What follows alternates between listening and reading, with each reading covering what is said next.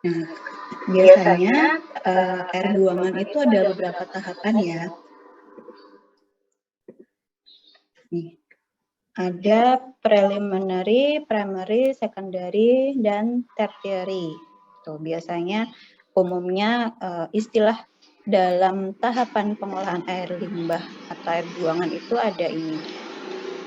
Mungkin lebih ke primary, secondary, dan tertiary. Kalau preliminary atau pendahuluan, yaitu pengolahan pendahuluan ya biasanya. Dia hanya untuk mengkondisikan air buangan sebelum memasuki tahapan pengolahan. Jadi air buangan itu dikondisikan dulu, dikurangi dulu material-material yang besar. Jadi prinsipnya preliminary di situ, dia memisahkan dulu air buangan dengan kotoran-kotoran yang besar, material besar atau pasir. Itu preliminary. Atau bisa juga di preliminary itu mengkondisikan air buangannya, kecepatannya, laju alirnya. Jadi preliminary itu hanya mengkondisikan dulu. Dia berfungsi untuk mendukung keefektifan pengolahan air buangan. Seperti itu. Kalau tahap primary, biasanya di primary ini mampu menyisihkan suspended solid yang mudah mengendap ya. Kalau primary itu dapat menyisihkan partikulat-partikulat yang mudah mengendap. Partikulat BOD pun yang mudah mengendap juga kan. Jadi kalau partikulat bahan organik itu ada yang mudah mengendap, ada yang tidak mudah mengendap, karena kan kalau secara kasat mata partikulat-partikulat itu kan ada yang kelihatan, ada yang tidak memang ya. Nah, yang kasat mata terlihat itu pasti juga biasanya juga tetap mengandung bahan organik gitu. Nah, di primary ini bisa menyisihkan yang mudah mengendap dulu. Lalu ke tahap secondary itu sama, dia bisa menyisihkan bahan organik atau partikulat-partikulat, baik yang mudah mengendap ataupun yang tidak mudah mengendap, atau yang dissolve, yang terlarut. Itu ada di tahapan secondary. Kemudian untuk yang tertiary, itu biasanya menyisihkan partikulat-partikulat yang belum tersisihkan di tahapan sebelumnya, dan juga yang utama adalah menyisihkan nutrien, patogen, kemudian senyawa non-biodegradable, logam berat, seperti itu, ataupun padatan anorganik. Jadi sebenarnya dia itu seperti pendukungnya, yang bukan pendukung, pelengkap. Kalau ada polutan yang masih ikut ke air buangan setelah proses pengolahan primary dan secondary, dia bisa dihabiskan lagi di tertiary, dan juga yang lebih utama lagi di tertiary ini lebih menyisihkan ke nutrien logam berat seperti itu. Kalau untuk advance level ini biasanya digunakan untuk mengolah air buangan yang tujuannya penggunaan kembali, jadi reuse. Itu biasanya di tahap advance. Jadi advance ini opsional ya, tidak harus ada, tergantung tujuannya. Tuh. Nah, tahapan-tahapan ini bertingkat, jadi kalau bisa urut gitu, karena kan preliminary dia menyisihkan dulu, mengkondisikan dulu air buangannya, dia mendukung keefektifan dari proses pengolahan. Kemudian primary, jadi prinsipnya adalah kalau kalian mengolah air buangan itu, singkirkan dulu polutan yang mudah dulu.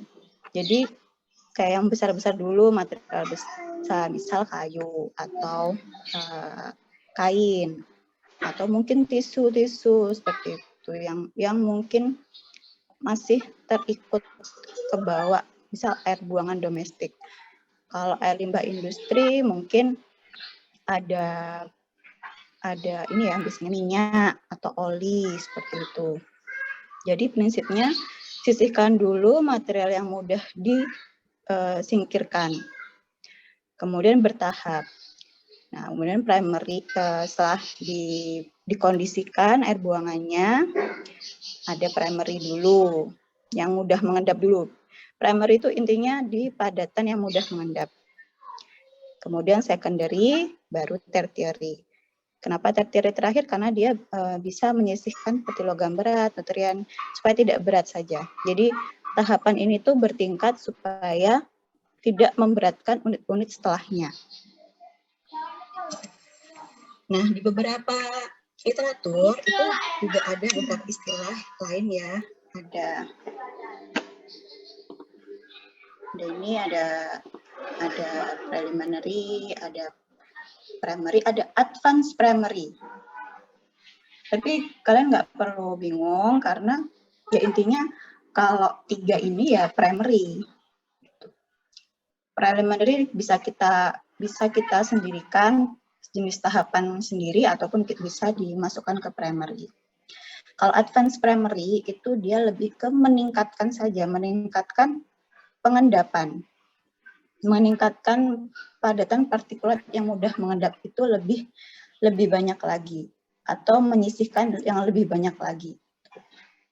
Biasanya menggunakan bahan kimia bisa, atau menggunakan filtrasi. Kemudian secondary juga ada yang menambahkan tingkatannya menjadi secondary with nutrient removal.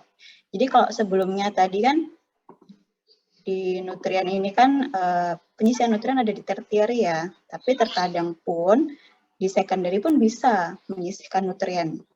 Sehingga di sini ada tahapan yang namanya secondary with nutrient removal. Tapi sama aja, ini intinya secondary treatment. Tuh.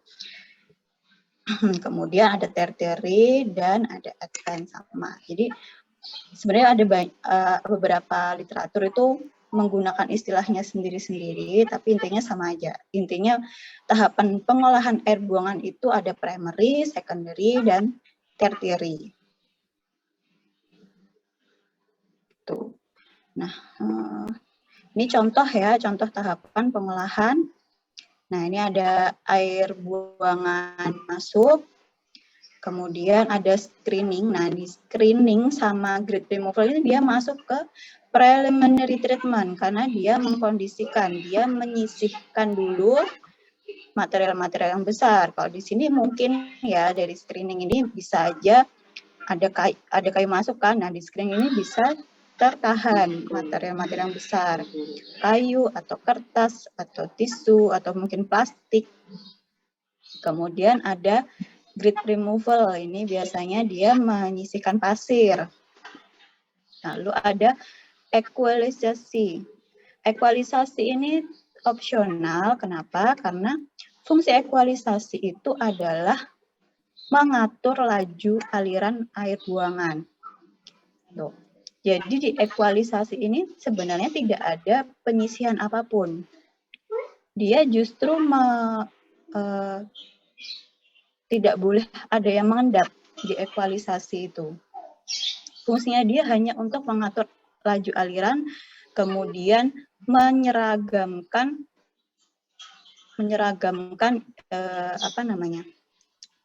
kualitas dari polutan.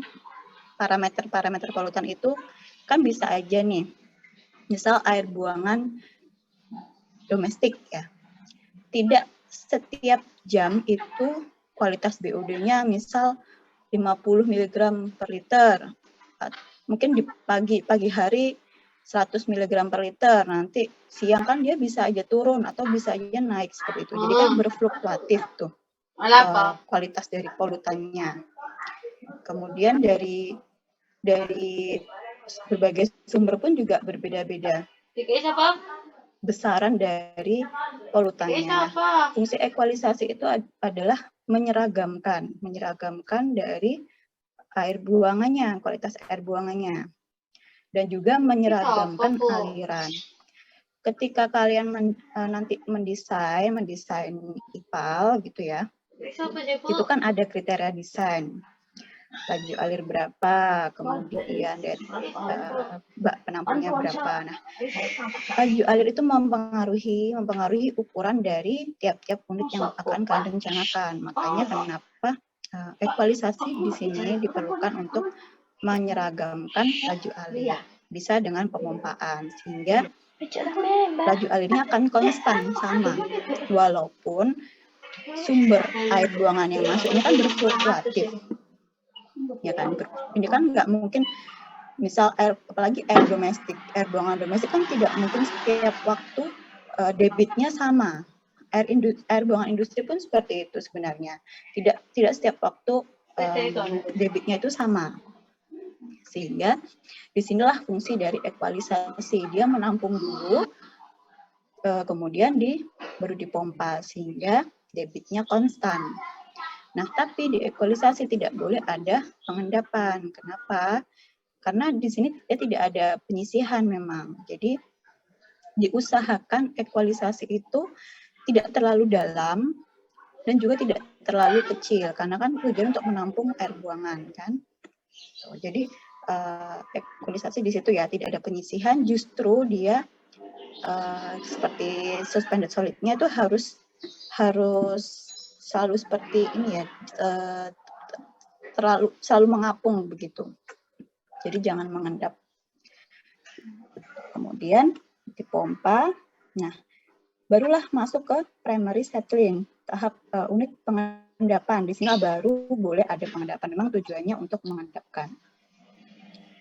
Ini yang primary settling ini berarti dia mengendapkan partikulat yang mudah mengendap, karena ini termasuk ke primary treatment. Tadi kan kalau primary treatment dia mengendapkan suspended solid yang mudah mengendap tanpa pemberian apapun.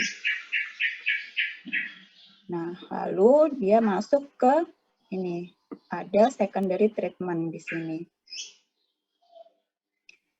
Di sini ada aerobic treatment, ada secondary settling. Di sini ada lagi unit pengendapan. Ya kan, ada dua, karena tadi kan tujuannya secondary adalah menyisihkan suspended solid juga kan, tetapi baik yang mudah mengendap dan juga yang terlarut. Jadi tetap butuh ada unit pengendapan lagi di sini. Lalu ada tertiary, di sini dia menggunakan contoh tertiary treatmentnya yaitu unit filtrasi. Kemudian ada desinfeksi, barulah dibuang ke badan air, atau bisa juga kalau misalnya mau reuse berarti ditambahi advance treatment di sini, misal setelah desinfeksi. Tuh. Nah, ada contoh video ya, sebentar. Saya bukakan dulu. Oh, ini dulu deh, saya screenshot daftar hadir dulu ya, sebelum lupa.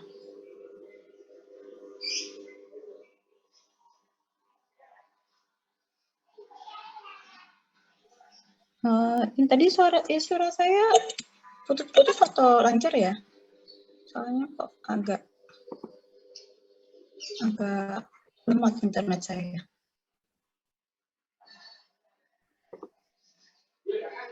Nanti kalau misalnya suara saya agak ngadat-ngadat, bilang aja ya. Ya, Bu. Ya, Bu.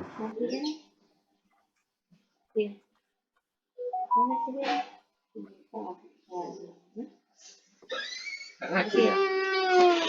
Ini ngaji ya? Waktu tanya ngaji tuh. Ngaji cerah ya?